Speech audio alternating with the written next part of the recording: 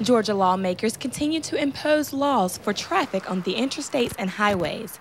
A new bill set to fine drivers for driving too slow in the left passing lane will cost an individual a fee of $75 if caught driving slower than the speed limit. Georgia law already states that the left-hand lane on multi-lane roads is supposed to be used for passing only. State legislature says that the new bill will decrease traffic accidents and minimize traffic congestion, as well as calm frustrated drivers. Well, you shouldn't ever violate the law by increasing your speed to go around somebody that's being slow. The best thing you can do is, if you have a cell phone, is call 911 if somebody's impeding traffic to the point that it becomes unsafe.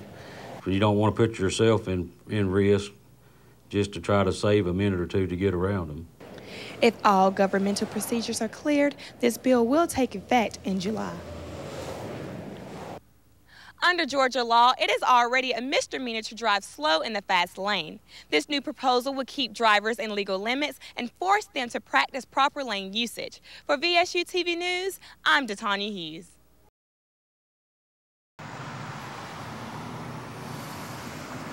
Gas prices, ticketing, and airline travel are just a few things to keep in mind this holiday season. Over this last holiday, I was able to listen to some news broadcasts, and while certain modes of transportation are not as high as usual, air travel is down, people are hitting the road. According to the Energy Information Administration website, prices at the pump are lower than last year's. U.S. regular gasoline price averaged about $2.55 per gallon. Last year's retail price was $3.44 per gallon. Since the decrease in gas sales, people are expected to travel by car than by airplane this year. For Thanksgiving, we know that the numbers were down, and I'm going to speak in general terms nationwide, that the numbers were down about 4% this year from what they were last year. If you're planning to fly, remember to consider weather conditions and pack patience, because security in some areas are stricter and flight delays are expected. Georgia motorists, if you do not click it, expect a ticket. Seatbelt road checks are in effect, and the Governor's Office of Highway Safety wants you to buckle up. In spite of the economic downturn, an estimate of over 40 million people will travel this year. For additional traveler information, visit the website www.511georgia.org. Happy holidays and be safe. For VSU TV News, I'm Datonia Hughes. Yesterday, the City of Valdosta Engineering Department met with citizens and local property owners to discuss the proposed bicycle stripping plans for the local area.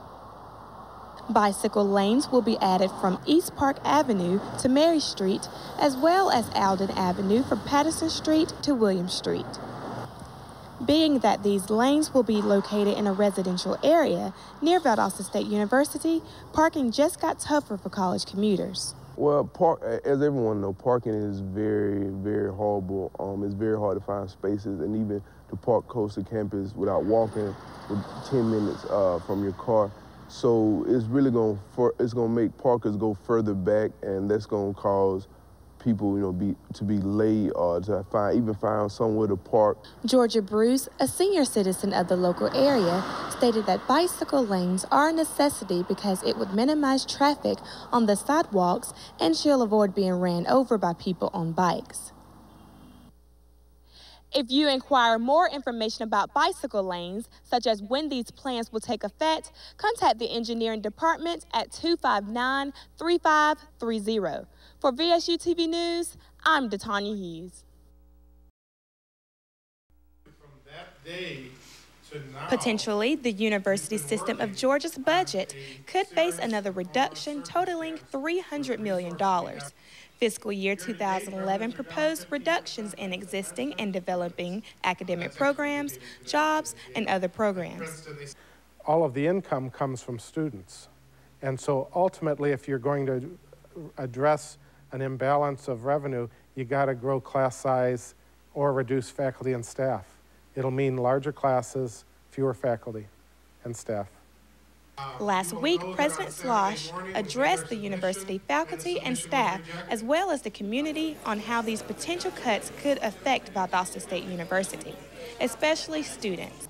We've decided that we're going to be going to, there's a thing called the Day at the Capitol, which will be March 15th, which is a Monday. It'll be at the Georgia State Capitol.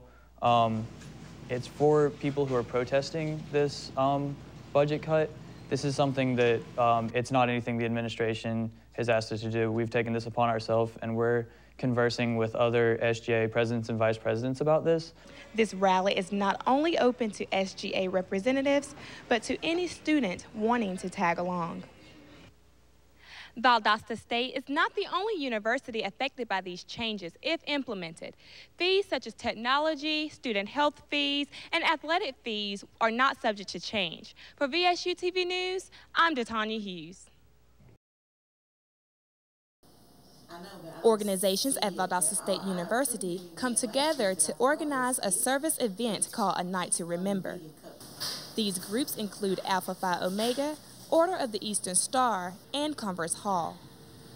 They are collecting formal gowns, shoes, accessories, and any other donations to present to girls attending Valdosta High School for their 2010 prom.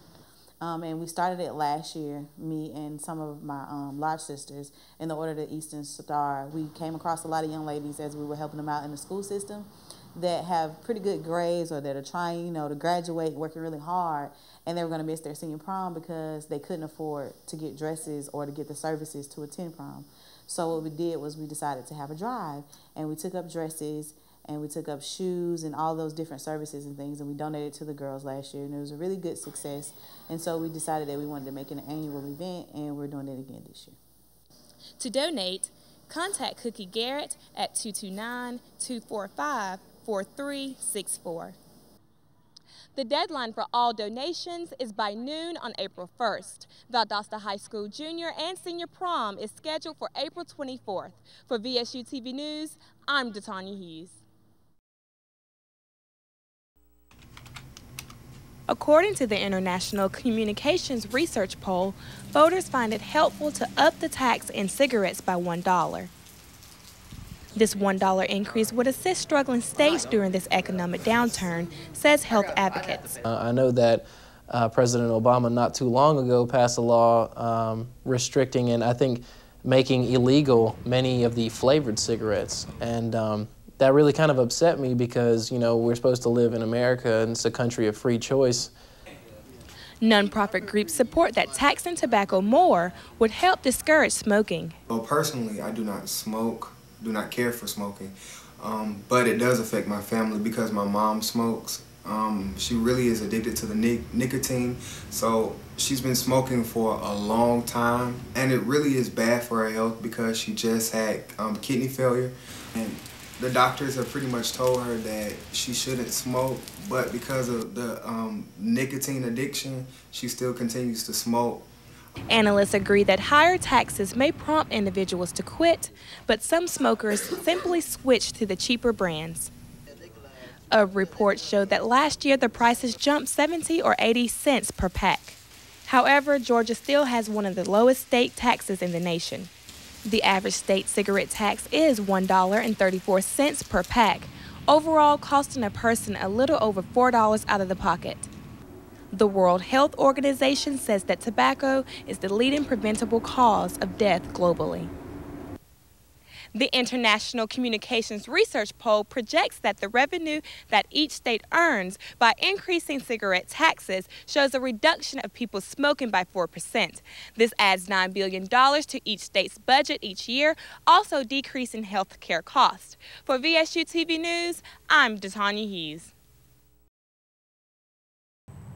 Hello and welcome to VSU TV News. I'm Datonia Hughes. Coming up, there has been another shooting in Moultrie, and two teens hold up a Waffle House at gunpoint.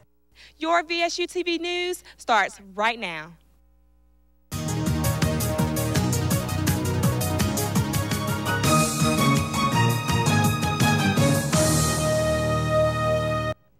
The Valdosta North Rotary Club will host its 35th annual charity auction this Saturday at the Rainwater Comfort Center. Items auctioned off include jewelry, art, electronics, hunting and fishing trips, vacations, and much more. All proceeds raised will go to the United Way, Turner Arts Center, Cystic Fibrosis, the Rotary Foundation, and several other charities. The event begins at 7 p.m. U.S. officials are warning residents to be careful about sharing their information. Con artists posing as U.S. Census workers are subjecting victims to fraud. The Better Business Bureau urges all residents to be cautious to start off the new year. To verify a U.S. Census worker, residents should ask for proof of a badge, a Census Bureau canvas bag, a handheld device, and a confidentiality notice. Make sure to thoroughly check the worker's identification badge before answering questions.